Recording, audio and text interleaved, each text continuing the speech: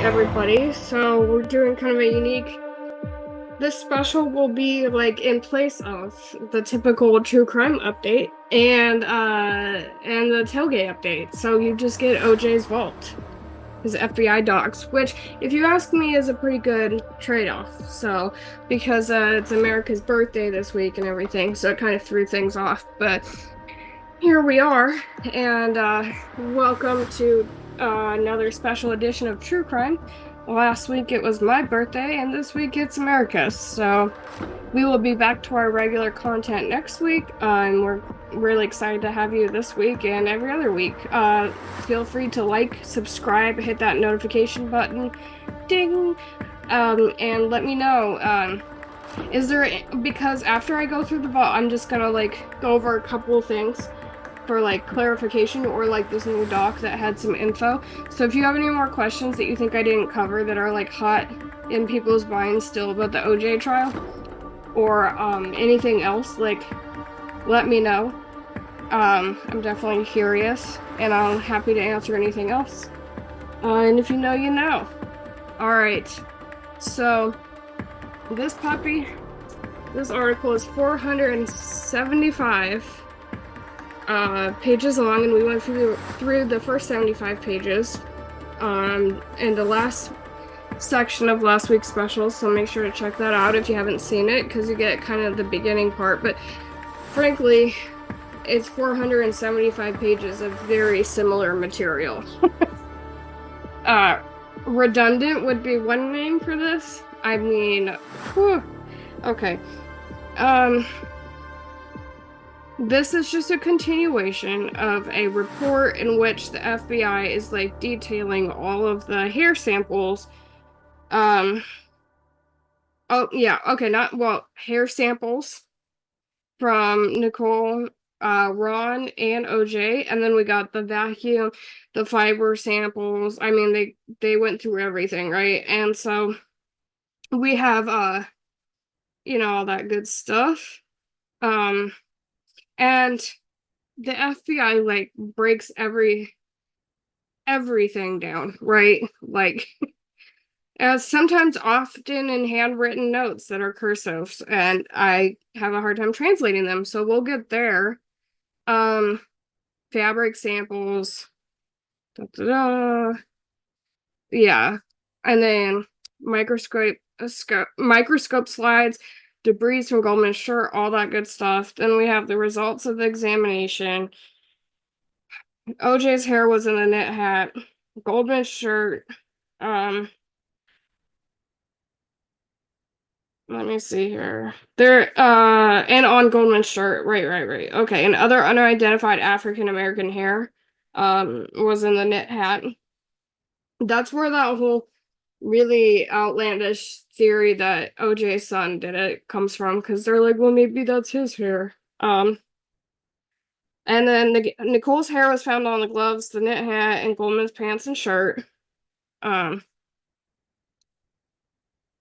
Yeah, so like everybody was doing a lot of hair sharing. Goldman's hair was found on the infamous glove. And there's another unknown white person's hair on the glove. And there's just like dog hair everywhere, which kind of makes sense because OJ had a dog and Nicole had a dog, and God, Ron probably had a dog.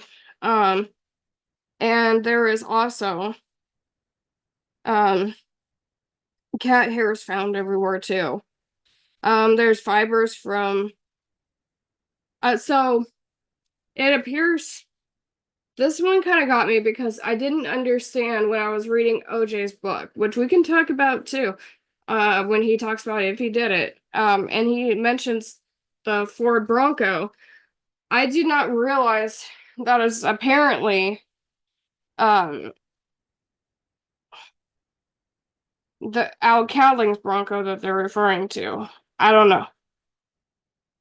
Look, there's a lot of things I feel like I did know that I have no idea about after going through this, because they really don't make those reader friendly or like easy to understand at all. But it says, the suspects Ford Bronco.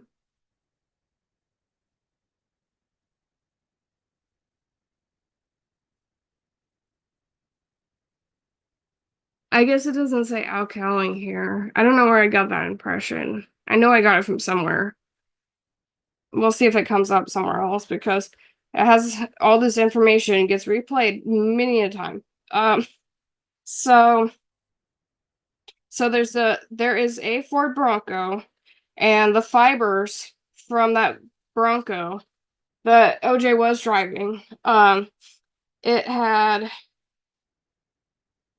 it was on the glove and the knit hat, and then the fibers from the knit hat was found on Goldman's shirt, and there's other unknown fibers.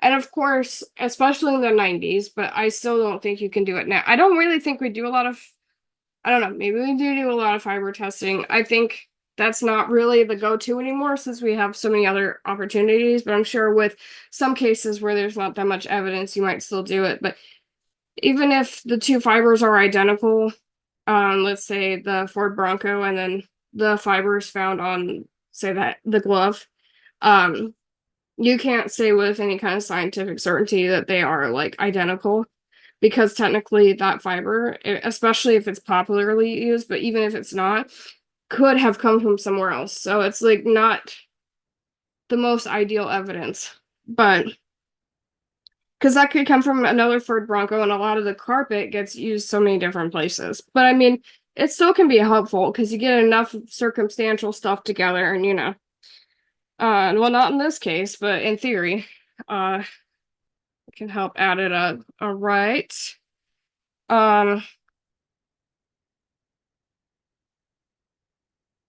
Yeah. So through here, we just it is just a repeat of the same stuff.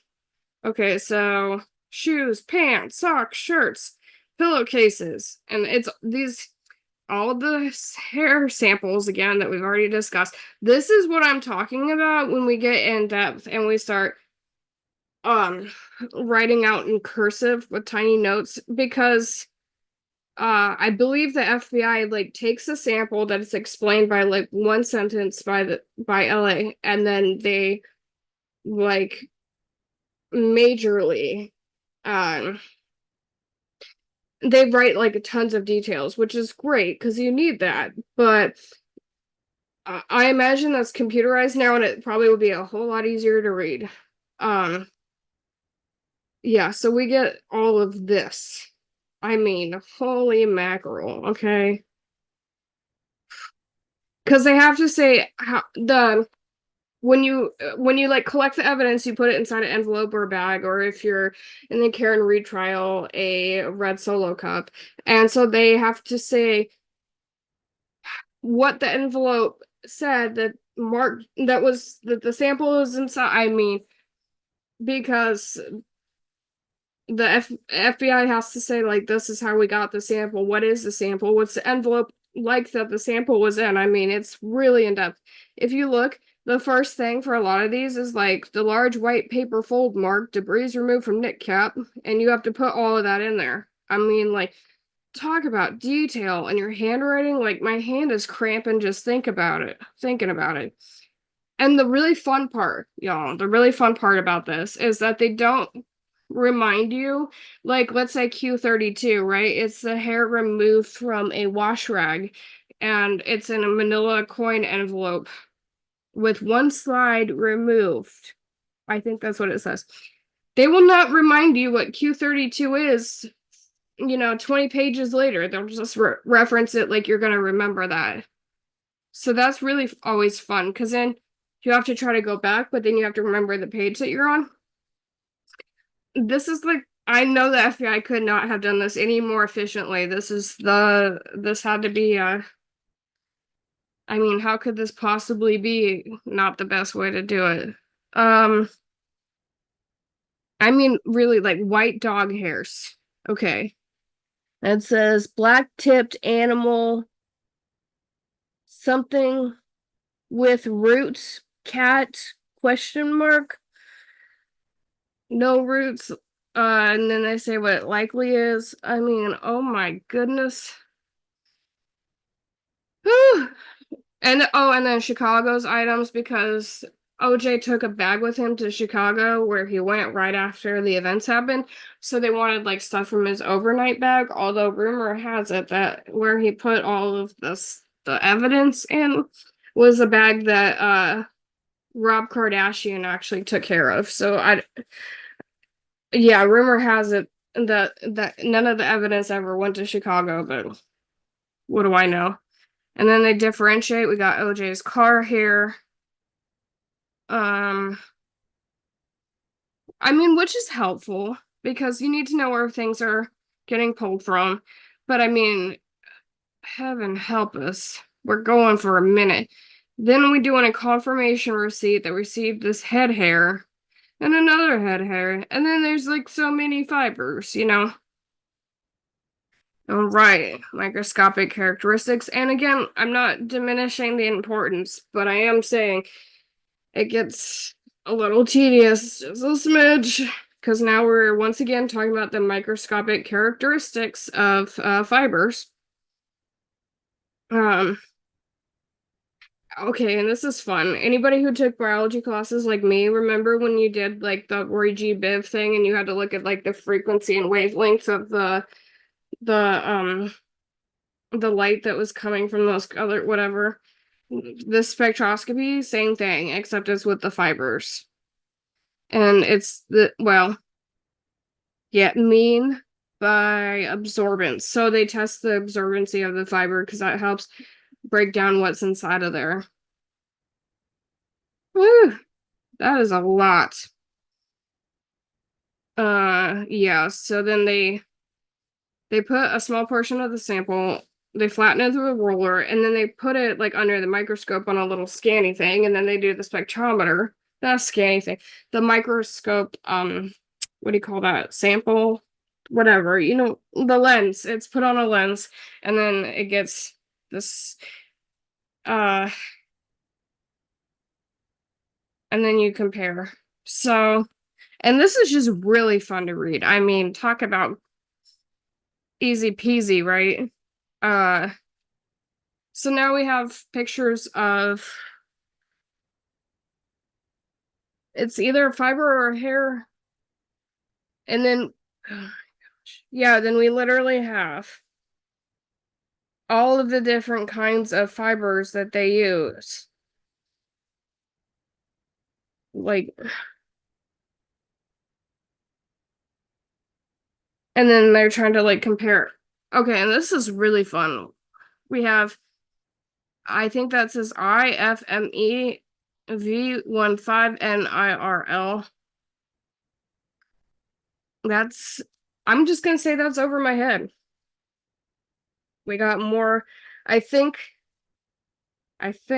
this is saying what fibers are in each kind of car, but heaven help me if I get held to my feet held to the fire on that, okay? Because I'm not sure. Okay, and you know what I think is interesting here? It describes it as an unknown suspect, even though like OJ Simpson is very casually called a suspect, like frequently in and out of the documents. For most of the entire time, he's mostly mentioned. So I think that was kind of interesting. Yeah, we got all the vacuuming and the sweeping and all that. I have OCD. I think if I had to go through the vacuuming of somebody else's car, it would just trigger me. Like, please give me some happy pills if I have to do that. Okay, we got the fiber samples. And we're just pulling fibers from everywhere. Fabric samples, fiber samples. Okay, now we need to there's debris in a pillbox. That's interesting. Yeah, we're just going through those again. And once again, we're talking about like the microscopic like properties of the fibers. This is rayon. And again, they're like comparing they're taking the sample and they are comparing it against other samples that they have. Like again, how did you know that the knit hat was that was on Ron Goldman's shirt? Because you compared the fibers. But you need to make sure that like microscopically their properties are similar. And even if you don't, you can have fibers that you find at the scene that you don't have a clear like place of origin from, and that can be helpful for research or just, like we don't know where this fiber came from. So, yep, same stuff. Different, probably different samples, but or different tests, but same concept. The DuPont fiber type. Um, and then we get really into it. So they found one that looks like nylon 6, right? So they said it's first commercially produced in Waynesboro, Virginia in 1989. And it got moved to South Carolina, and then it got discontinued in 1994. I'm like, this is so. I think it is kind of funny when it says off quality, when it's using cheap residential and walkout carpeting, like shade. But anyway, I think it's so interesting that we have that's such like intense information about a fiber, it's so critical, but it's still really interesting. So then we have the stuff from Goldman Shirt again. Receipts. We're sending stuff everywhere. Yep. More receipts. Yay. Okay. Yeah, so basically it shows that some of the evidence that the FBI had, like, gets sent back to OJ, it gets sent back to like the LAPD or whatever, and they even like show like they have really, really intense processes to say like confirm how things get sent, here and there. Like even in the 90s it was pretty. Although I think with all this paper, it would be really easy to lose stuff, but that's just me. I mean, we are getting deep with it, okay? We have business cards. They even take pictures of the mail to like point out like this is snail mail that because they didn't have tracking numbers back then, or if they did, it would be very difficult to know where to call to ask because it's not the internet was a baby at that time. So they have to be like really like, no, I did send it. See, look at this. Like that is in depth, okay? They're like, look, even though you can't read it because you can't see it because it's black and white, in theory, you know that we sent this thing to you. Yep, yep, yep. If we go over like every single page, I went through everything so that I pointed out the really important stuff because it's just pages and pages of like craziness. Okay. So I never want to hear about a Bruno Magli shoe ever again in my entire life after reading this, but here in this one we're talking about there's a lab analysis of the shoe, a full report, and this is the first time that we mention that they are sending someone to Italy. Or this might not even be the first time. We might have mentioned that in the one before this, but they're going to Italy. And then, yeah, here they're talking about like, I guess they have an update in like lab policy. So they're like, no, we gotta like, oh, right, right. Okay, okay. So hold on.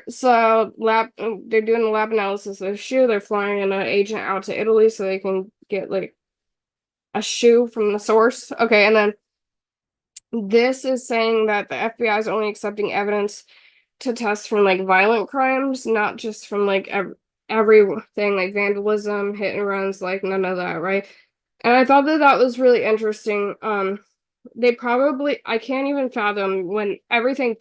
I'm sure they're still overwhelmed, but especially when everything took so long to do by hand, and like the processes were so slow when you're testing things.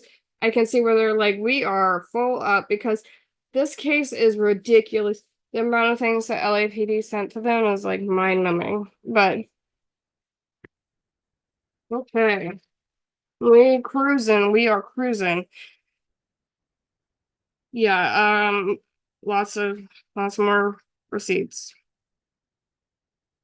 Mhm. And again, like every time now OJ is always listed as the perpetrator. So it was really interesting when they said like unknown in that one.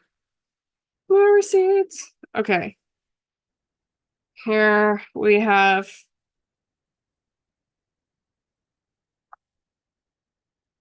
Yeah, there's more lab results from in 1995. So we're talking about negatives, pieces of paper, shirts, blah blah blah. In depth. There's always like 1,000 repeats of the same evidence. And yeah, more of that. Okay, so this is the first real like the real details, like I believe the FBI and LA, and this is coming from, yeah, the FBI. So they work together with LA and the Roman embassy in Washington D.C. to send uh somebody to Italy to like collect the shoe or like do the testing or anything. And like that would probably be the most fun part of for any agent. Um so they're just kind of like explaining what's gonna happen. We're just collecting a shoe. But obviously when you're the government, when you send anybody anywhere, you have to be like really on top of that. So the LAPD, who would guess they're sending more evidence? Well, I guess the DA's office is sending more evidence to FBI lab. And what I thought was really interesting is the trial went from September of 1994 to October of 1995, like start to finish with deliberations and everything. They were sending evidence to get tested throughout the entire trial. Like the LA was sending stuff and after the trial. And I'm like, this is crazy because I don't know, it doesn't seem like a really sophisticated way to conduct an investigation. But I mean, maybe OJ didn't waive his um the whole like speedy trial thing can waive that, and then it can take however long. But I'm just surprised that they were like so casual, because at this point it's February, so we're like several months into the trial, and they're like, yeah, you know what, we're just gonna keep going, we're just gonna keep going. um yeah, so there was like a lot of mention of possible like planting of evidence, and so what I kind of almost wonder is if they felt like with cross-examination that the defense was even hinting at what they were going to say in their section of the trial, that they were like, oh, they say that they're hinting at planting of evidence, we have to go get it tested now. That's what it feels, kind of reactive, I have to say, but I could be completely wrong. um Yeah, the defense has expressly alleged that the bloodstains on the socks, which is represented by the remaining swatch, must have been planted and from the reference sample. So that was like a big part of the defense, especially with that Furman, Chris Furman or whatever. I don't remember the police. Furman was Trooper Proctor before, like 20 years ago. Okay. So they were saying like because he was like allegedly, I don't even feel comfortable saying that, but like, he had really problematic views against basically everyone. And so they're like, of course you'd want to set up an African American male. So anyway, that's why this whole story came up. Whew, yeah, so they're like sending in all these like different samples. Like I can, and we're gonna get into this more because there was like a lot about that. Probably not as much as there should be, but anyway, and here, they actually gave them sound evidence, which I thought was really interesting. They had cassettes, and so they were, because the FBI would like kind of like how you can make a photo like not blurry, like less blurry, they have that technology. So this is like the oldest school possible ever, like version of like clearing up the audio so that you can actually hear things. Um Yeah, and here we're just talking a lot about microphones and all that good stuff. Yeah, and they sent an expedited tape. I can't imagine why they need to expedite something when it's in the middle of a trial. But they sent this cassette to the FBI after talking to somebody on the phone.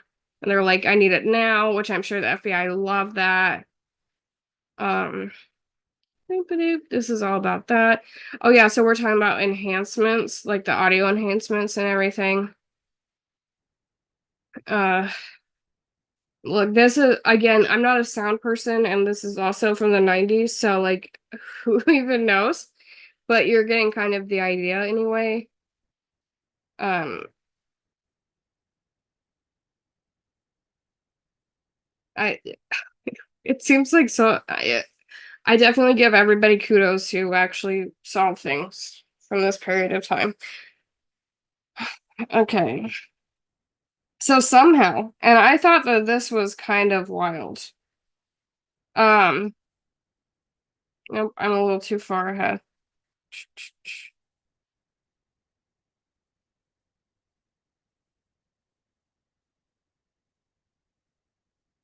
Well, so they send this analysis, and what they want them to do is the DA office in LA, they want them to say if the tape was ever stopped during the interview with a redacted young lady. There was an interview where they were interviewing a young lady and they're asking did they ever stop it. And the importance of that is my guess is that there was an assertion that the police said things that were not recorded and then like started and stopped the tape. And again, the prosecution was probably trying to like alleviate that concern. I'm not sure, but that's probably what that was. I don't even know if you can tell if a tape was stopped or not. That is like some 3D chess right there, but um frankly I'm shocked of how they did anything. But yeah, so we have, and again, we'll be talking more about this as well, but they sent like some of OJ's blood and they're going to do a toxicology report. I believe that there was a concept that oh, that OJ might have been on like substances while he did all this, which I mean it's an understandable thought process because like some substances make people do some really wild stuff. So they were kind of like trying to get into seeing if that was the case.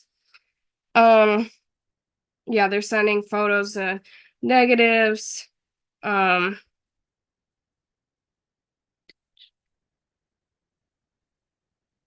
and they want them to analyze the FBI to analyze that. Um so what I think is happening here. So they sent these negatives and these photos. Here it mentions the glove.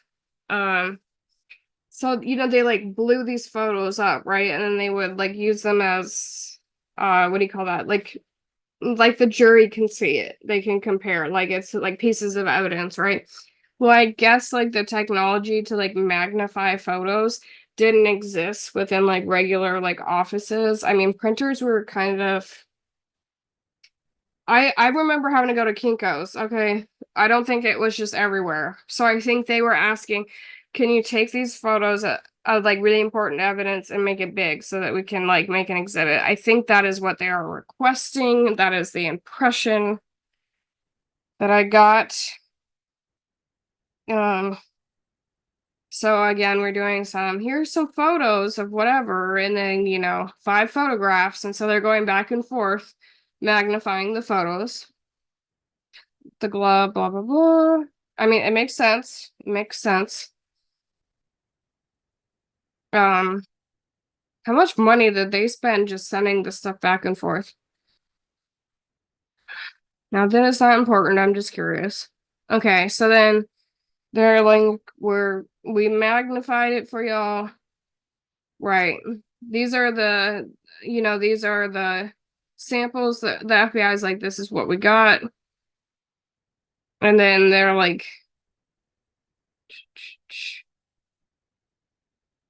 oh, and then they're also comparing because they want to like compare OJ's shoe to like OJ's alleged shoe, the shoe left at the scene with the blood tracks, and then also like the Italy version of the Bruno Magli shoe. So they're like really like looking at this. Like they can tell by taking photos of the shoe, like they don't actually need the shoe or the yeah. I'm just surprised that they were able to do all this like so early in this case.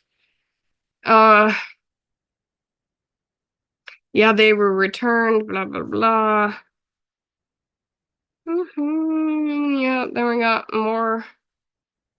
We are, yeah, trial in progress because that's always the best way to do it.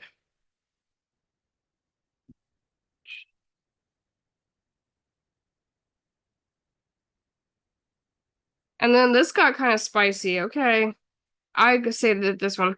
They are enlargements of photos taken of the photos. Man, they didn't go to English class. Okay. These are enlargements of photos taken of the photos provided us by the defense. This accounts for their poor quality. Shade. Shade. Not everybody has an FBI office. The defense probably had Kinko's. But anyway, so they said like the defense had these images. Can you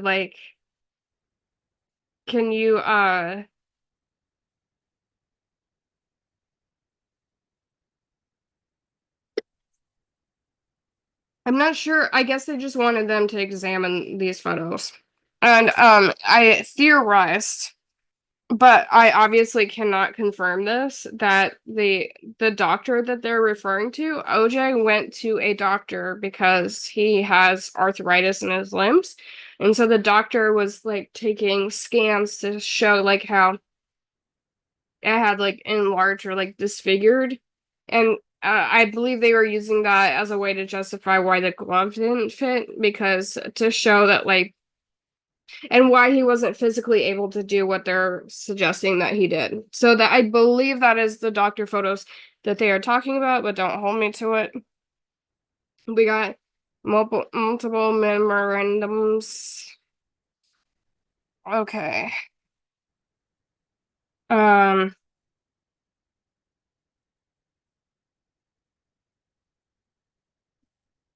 we're still in court. So we're doing more of the we're doing more photos. Uh yeah, we got photos of OJ and another person. We have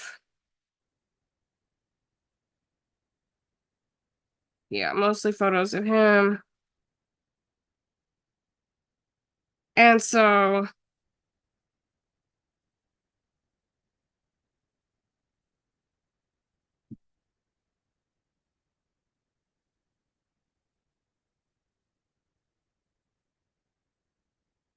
they had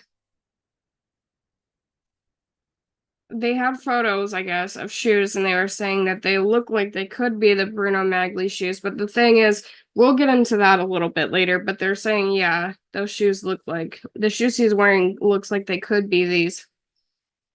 Um,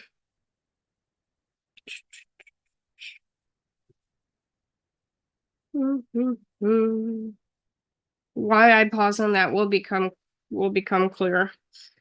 So we actually travel back in time because at this point we're in uh they were going through all the okay. Okay, that is what it was. This, when they were talking about the shoes up here, is from 1997. After the trial was over in October of 1995, they did find, and I'll show you a photo of. There's a photo of OJ, like because he was a sportscaster, he was at a game, and they found a photo of him wearing Bruno Magli's shoes. This is when they were saying the shoes he was wearing matched the shoes at the scene, and the design of they were like, those are the shoes. So I forgot about that. We jumped forward in time. They were like, can you confirm this? Even though it's like, who even cares anymore because the trial's already over and you can't do double jeopardy. But I guess LA is like, we have to know. Wasting a good FBI's time over here. Anyway, So then we jump back to 1994, which was confusing to me because I was like, how were we? We are just flipper flopping. See, we're back in 1994. So we're doing a summary. All the debris. Okay. And we're going to go hard on this, right? We already seen this list. We have seen this entire list before. Okay. And then there's the shoe and the left U and the right U. Size 43. I mean, like, whew. And the sizes are European, by the way. So that's why they're like that big. So they're like, okay, 5-page computer printout. I believe that. Knit hat, knit headband. I and then we do a repeating of the same basic report. This is like basic. These are like they do a lot of repeating a lot of things. So they'll have like the same report and then they'll have like the same report with maybe like another sentence or two. So I had to read through all of that to make sure that there wasn't like some amazing tidbit hidden in there somewhere. Because there were sometimes. Well, to me, the fact that there was like other people's hair at the scene, I thought was kind of interesting. Those are like the little tidbits I'm talking about. Okay. Um, the FBI starts sending things back. Okay, we examine this. You can have it back. Personally delivered. They did a lot of personal delivery, probably like courier service or something. Okay. This is a supplementary report confirming the shoes. Oh yeah, so we start doing like the shoe sales. We do a lot of shoe sales. There's oh, there's other photographs, the footwear impressions, all that. So once again, they go through, we've already read this before, but they're saying, yeah, the Bruno Magli shoes from Italy match the footprints in the blood.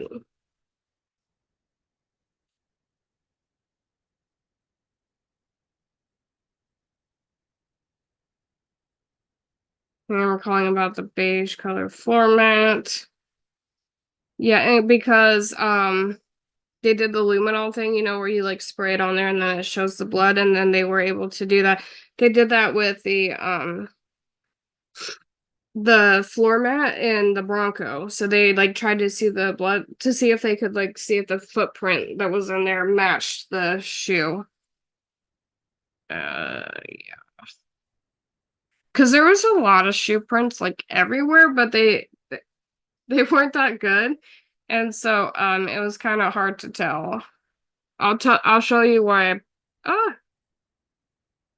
I will show you why I paused really quick because I had this cute little guy trying to be cute and throw me off.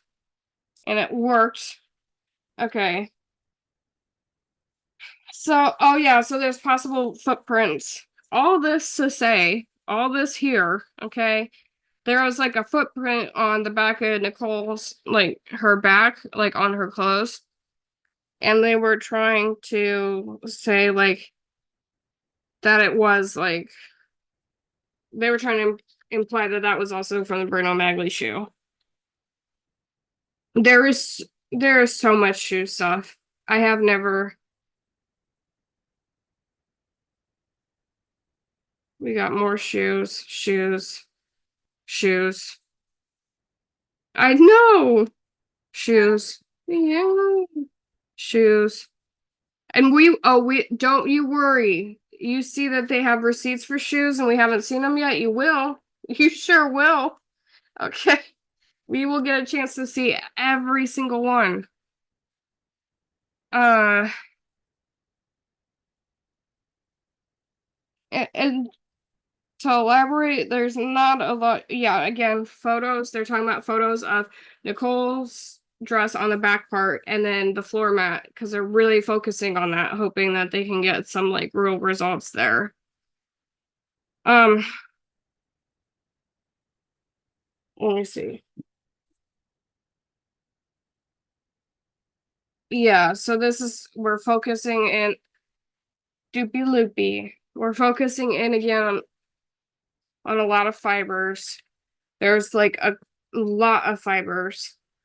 And basically the substance of this whole report is that they may or may not match the known evidence, but a lot of the fibers are so popular it was kind of hard to get a grasp of. Like you can't confirm where they come from, like we discussed before. Okay. Please ignore my cat. He's very uncouth. Okay, so we have more shoe stuff, and then we have like the photos of Nicole's back again. Just like I think more than half of this article is just straight up shoe. Which I get because that was like a huge piece of their evidence. I understand that, but it doesn't make it any easier when you're going through here. Yeah.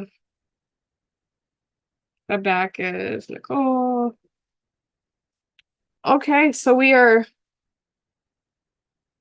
Oh, yeah. This was kind of wild. So they were trying to figure out if, like, the white person here that was there at the scene, if it was any of the police officers who had investigated. Because they were trying to narrow down if it was somebody who could have been involved or whatever, or if it was, like, just something that fell off somebody's head. So they literally pulled, like, especially Mark Furman. I said, I did call him Chris earlier. Bill Vonatera, like, they pulled like these are all police officers, so they're like trying to figure that out the whole time. Um and they even pull it from the dogs. Kato was Nicole's dog, and I think Chachi was OJ's because they're trying to see whose dog hair was there. Because if it was OJ's dog's hair, again, all of this is like really circumstantial because you can make a lot of arguments for why things were certain places, but they're doing the best they can. Okay, so this is just them going through and explaining like all of the hairs.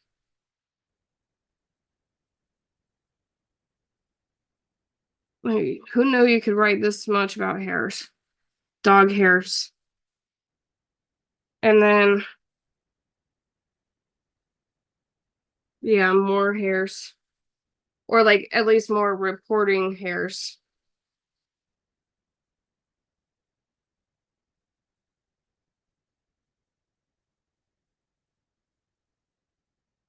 And then we get into,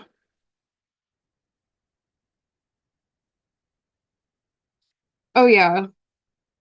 So then we get like facial hair from people, which was interesting.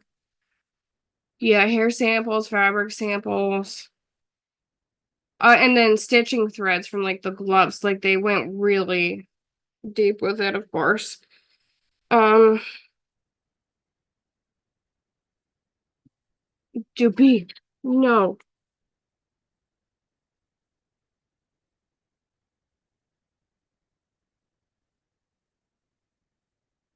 Okay. So here on this page, 275, they're saying that the whole point of this one is to say that the glove that was found at the scene matches the glove that was found at OJ's house. Like it's like made or whatever was seen. So that was obviously quite intriguing. Um like really that was um like pretty epic, that they matched. That was like some really strong circumstantial evidence. I'm not undermining that. Just we have a lot. Okay. More of yes, we did receive these things.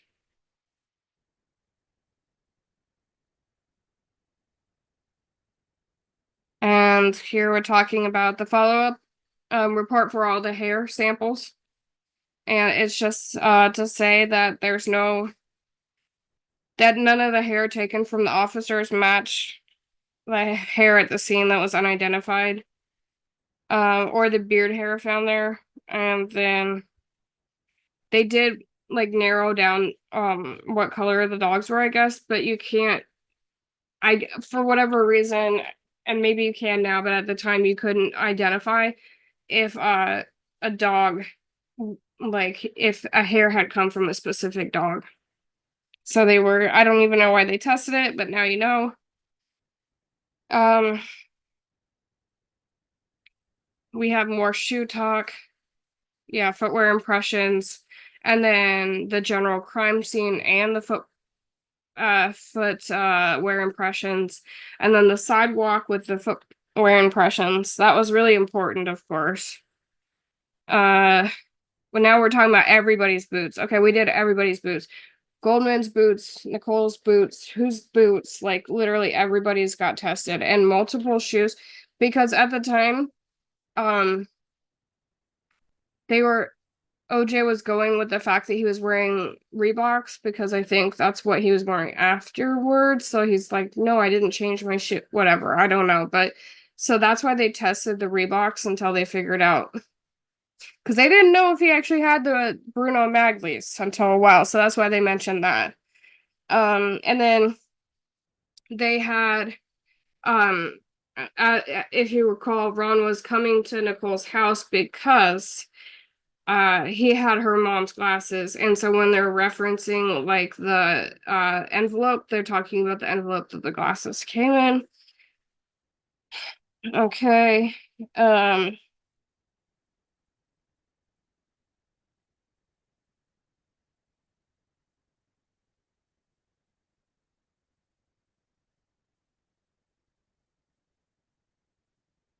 yeah, they have the tape lifted from clothing to see if they could get like more information.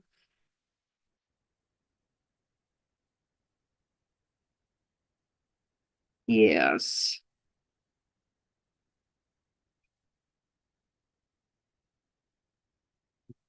so a lot of the shoe prints were too indistinct, like the photos of the shoe that they had at the scene and then like the bloody footprints, they weren't really able to match those up that well. And that could be because of the quality of the footprint. It's kind of hard to say, but a lot of the things were really indistinct to the point it was like none of the Reebok shoes, they didn't match the, you know, Ron's boots, they didn't match. Um, and then they also didn't have a lot of information about the Magley shoes at this point in time, like the exact prints and all that. So, um,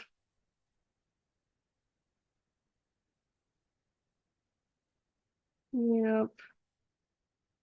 A lot of it was too indistinct.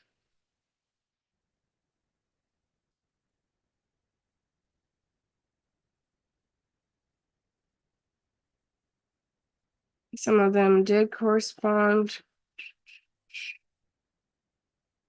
Yeah. Right, that was kind of how it ended up with the floor mat and Nicole's bag. They couldn't make the identification because it was too indistinct. Um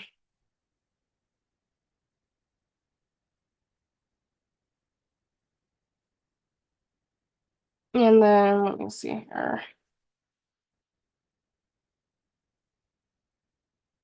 New hair from the cops, they couldn't use that. None of it. So a lot of the samples weren't even usable, and the ones that were didn't match. But like, because you have to have very specific, like the root part and everything, and so it seemed like some of the samples were kind of faulty, which I'm sure is really helpful. Um,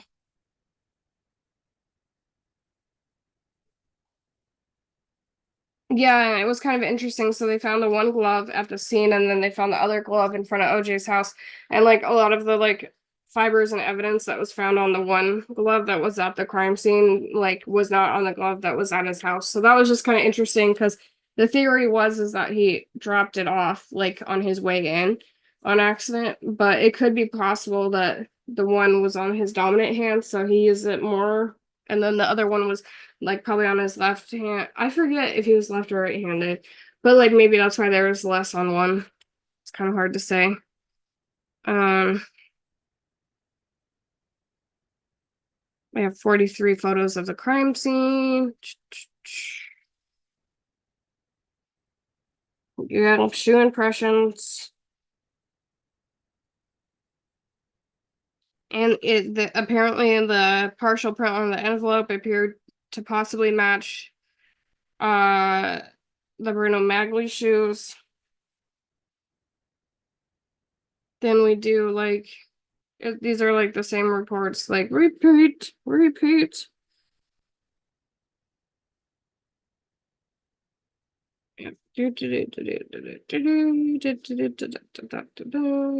Okay. So at 306 and 305, right? Okay. I think I went too far. It starts talking about, yeah, so they take a shoe of all the officers to see if any of the I think to see if any of the any of their footprints would match the ones found at the bloody ones on the scene. So they really rooted it out. They're like hairs, testing all those, shoes, testing all those. Like I will say they kind of went through that really in depth. Um they had 36 footprints from all the investigating police to see if they matched the bloody footprints. And then from here, this report just goes to say that none of them match. Yep. All right, folks, we're on 313. Oh,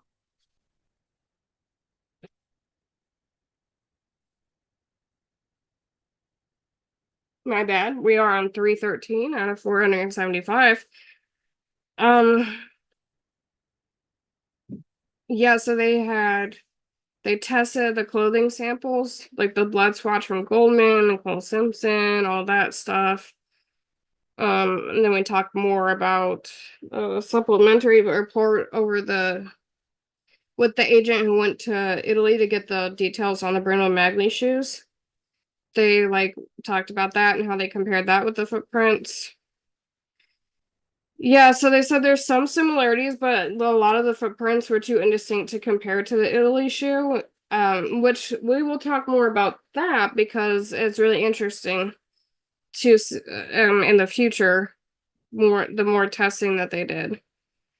And then there's a theory going around that Mark Furman and others allegedly planted some of the samples. And that's why some of OJ's blood was places he said it shouldn't have been. And so they were starting to test the samples to see if they had EDTA in them. And EDTA is like, let me see where that was. Yeah, so it's a blood preservative that they put in samples that would not exist naturally. Like if you just find like some blood in your bathroom because you had a bloody nose, there's not going to be like the preservatives in there. That's only when you collect the sample. So when they said they planted evidence with OJ's blood that they already had, well, that would have the EDTA in there, the preservative. So they were testing to see if the planted evidence had the EDTA because it would have came from that sample, right? And not shockingly, it didn't. That was kind of anticlimactic. And then they show like literally every single step of the way how they test for the EDTA and like the whole protocol in the lab and everything. It was like very in depth, kind of like the fibers earlier. Yep, we got some samples here. Then we have like more notes on each sample, so it's like, you know, blood samples from people.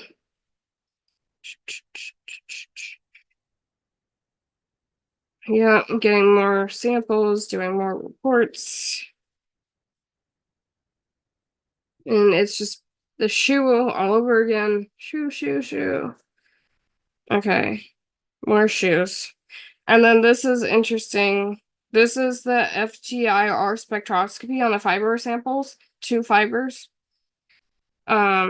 that were found at the scene, and one of them matches nylon 6. So these are just the images of the tables of the spectroscopy. It's kind of interesting. It's not really my like favorite part of science, but it's definitely really interesting. So they're talking about these 22 photographs, and there's a lab report. And then this is kind of epic. There's a report on OJ's blood sample, and it says here, no methamphetamine was identified in the blood sample. And because they were, again, testing for if there was anything in his blood. And so that was really interesting. That was kind of a, because I believe, I can't say for sure, but I believe that the theory was that there might have been something in there that had like made him kind of lose it, so to say, like temporarily, you know. Um, Sending more evidence. Right, and then here, right, no math, yes, okay. Oh yeah, it says a repeat. I should have noticed that. Oops. And I've gone too far. There's something important up here. So we're kind of starting to build on things. So it's like, okay, we talked about this before, but now we're talking about it again, like even more in depth, right? So we got this blood sample, and here, um,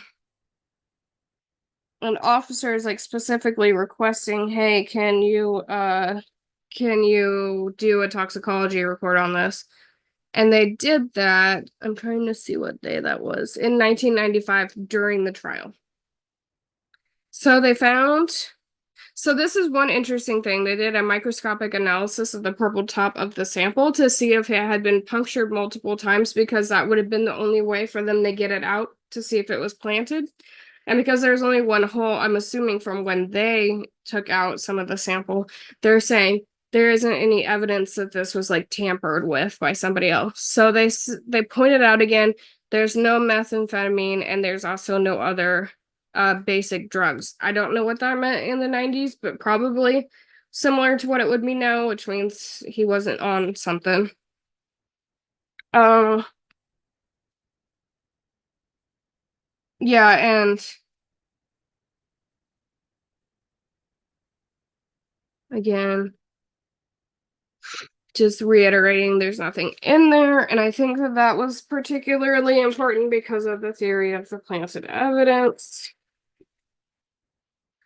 While I was reading through this, I was trying to remember things that were discussed in the trial to like, oh yeah, that's where that's coming from.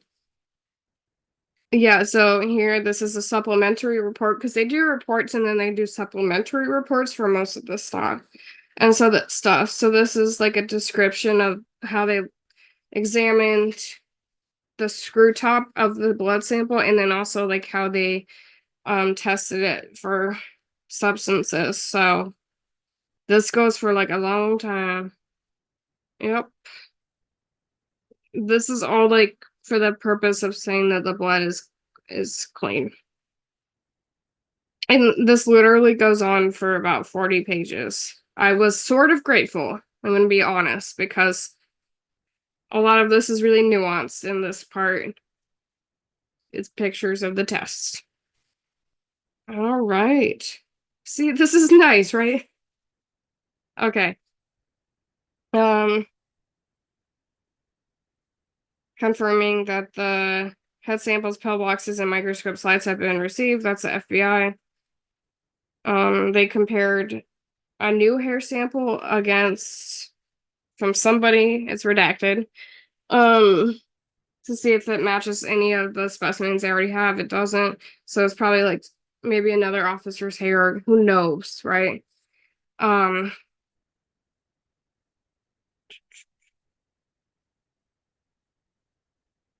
yeah. And so the new specimen, they give them a new hair and they said, compare this against all the hairs you've already compared. And so they went back through all again and looked at all the hair samples they already had. Whew. Lots of glass microscope slides. So they would get like, in particular with the fibers, they would put them on a slide. So they're saying, hey, you got all these, right? They sure did. They sure did. Look at all that. Very detailed. Mm-hmm. Okay. Um, this is kind of funny. So the people from LA, the like DA's office, were like, hey, can you let me see here. Yes, she went to the FBI lab that existed in DC at the time and said, hey, we don't have reports or testing on these specific samples, which I don't remember what they are because there are so many that I think I might lose it if I try back through and figure out what they all are. But they're like, hey, we think there might not be testing on this. It would be a tremendous assistance to me if you could forward this to the office any final reports you have pertaining to the aforementioned items. If testing has not been performed, I would appreciate that information as well. I apologize for this inconvenience this request may cause you. All right.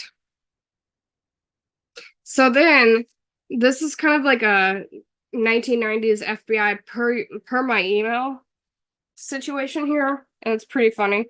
The FBI is like, basically, they said they've already tested everything and they've already given them everything they asked for. So that was sort of the culmination of that. Let me see. Yeah. If I can be of any further assistance to you, showing you the things that we already did, and let me know. They didn't quite word it like that, but that was the gist. So now they're sending more of fabric imprints. So there is like, again, like the potential, I think, like blood on clothing, and then also like the walkway, the Bundy walk, and that's Nicole lived on Bundy Street, so I'm assuming that was the blood outside of their home. And they're looking at Ron Goldman's jean shirts and shoes to see if there's like fabric imprints, which sort of went over my head. I'm gonna be honest. I was a little confused by that. Nothing new about that. We're talking about all the samples. They're just like trying to see where the marks from the clothing came from. Uh, And this is in September of 1995. So we were talking about the very end of the trial. It is like, wow, you are really like getting there. But you're really cutting it close here. Okay. So now they want imprint pattern information, based on the crime scene, fabric tests. Uh,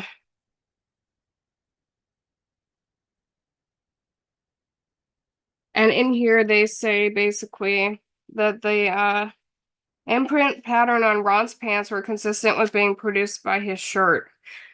I'm not 100% sure. I think that might have meant that the blood on his pants like came from his shirt, maybe when I don't know. I'm not really sure. Um, and they weren't positive on that, and the imprint on the envelope and the paper were consistent with patterns from Ron's jeans. So it implies that like possibly the blood that was, I believe, allegedly, the blood that was on Ron's pants were what caused the some of the markings on the envelope, I guess. And they were saying that there is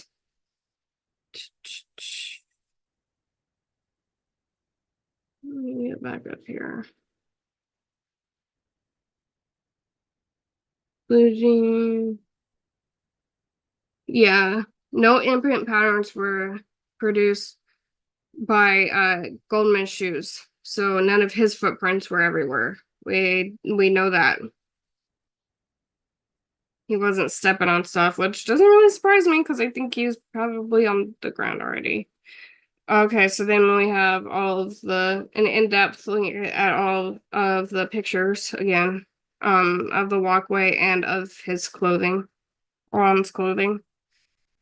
Um, this is once again, it could be even a direct copy, but it's just like the embassy thing where the agent went to Rome to get the shoes again. And we go for a couple pages here. And then this came up again, duplicate pages. I don't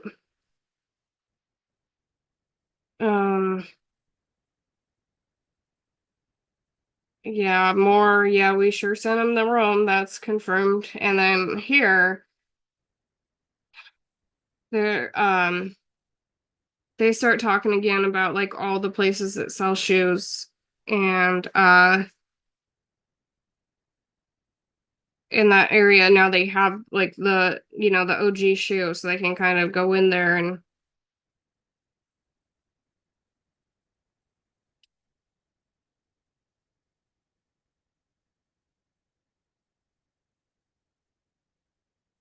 yeah, so I guess they felt that once they got the shoe from Italy, they were like able to say without a shadow of a doubt that the prints were from the Bruno Magli shoes and not from somewhere else. I thought it was really interesting because it feels like it says here, uh, this shoe was made in Italy, retailed for 116, has very unique sole and tread characteristics, which allowed examiners to reach this conclusion with certainty. I thought that was interesting because it really didn't feel like there was a lot of certainty from like the report. So when this got communicated like this, I all I'm saying is that it's kind of intriguing that they were like, now we are like really confident when before it was like, well, it matches kind of some of the time when the print's good enough, but that could just be my perspective. You know, I don't know. They remind again it's a need to know situation because the media is clamoring. Um, they do in fact confirm that OJ wears size 12 and he's believed to own a pair of the shoes, although they cannot figure that out for the longest time, which they get so frustrated about, which I get that, but they like were really upset. Um,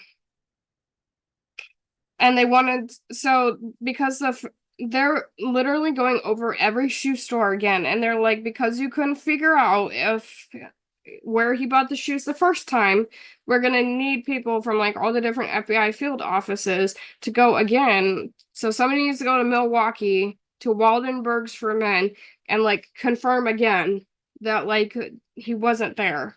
And they're like, at this point, you need to be like more insistent about asking about that. So they said before, like, just ask them if any celebrities have shopped there, especially if they don't have like receipts of each purchase. And I thought that was interesting because later they're just like, just straight up ask about OJ. But at this point, they're trying to still be a little covert, but they got increasingly frustrated and it's just ask him about OJ. But at this point, they're like, just ask him about celebrities. Um, yeah, they had a couple leads, so we're gonna get into that a little bit here. Um, and they have a copy of a shoe report from a couple different stores, so we'll get into that. And then at the end of this one, yeah, see, we have very specific receipts, and this one is from, I don't know, somewhere. I'm not sure. But this person's bought $500 worth of shoes, so that's interesting. They literally have like they went through like all of these receipts. They're like, please let us know. And I will be talking about this again at the end, what they actually found out happened, and it's just really fascinating because all this work for naught. But I mean it makes sense. I'm not critiquing, it just, how it worked out was interesting. And then they have the photos of the shoes. These are the Italy shoes, not OJ shoes. These are Italy shoes, okay? These are like the creme de la creme right here. Okay.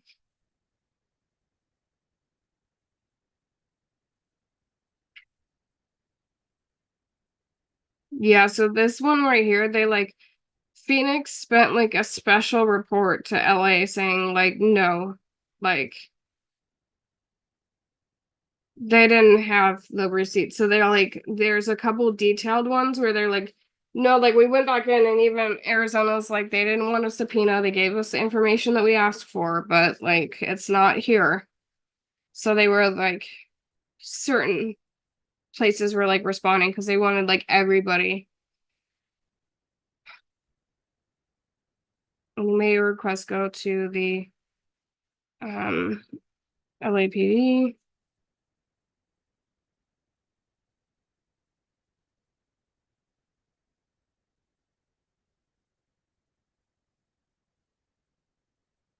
Yeah, so they said like don't ask about him specifically, and then it says like have now requested that the FBI assist them by recontacting the same 40 stores and asking more specific questions, more follow-up questions at each store. And they want them to ask if there's any records or recollections that OJ Simpson specifically shopped there, not a celebrity OJ. And yeah, we're escalating. I'm sure the people at those 40 stores were like, I am so tired of. Okay, so then we got the report from Phoenix. They're like, we got nothing for you. Then we had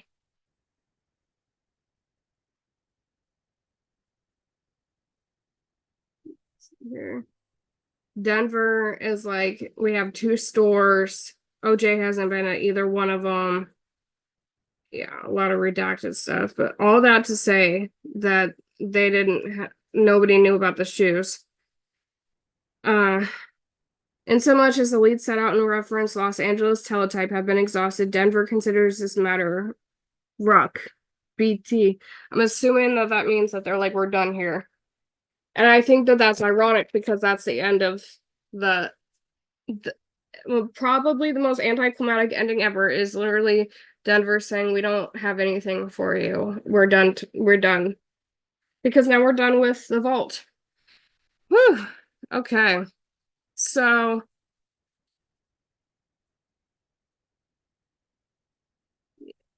okay.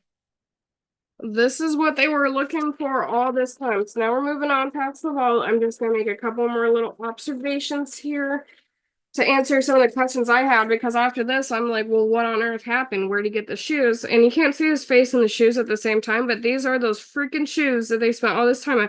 They realized when he was at a Bills game that he was wearing these things because he's like, I don't wear those ugly shoes. He actually said that. And then they captured this photo, but it wasn't until 1997 when we read that one report that they found this photo.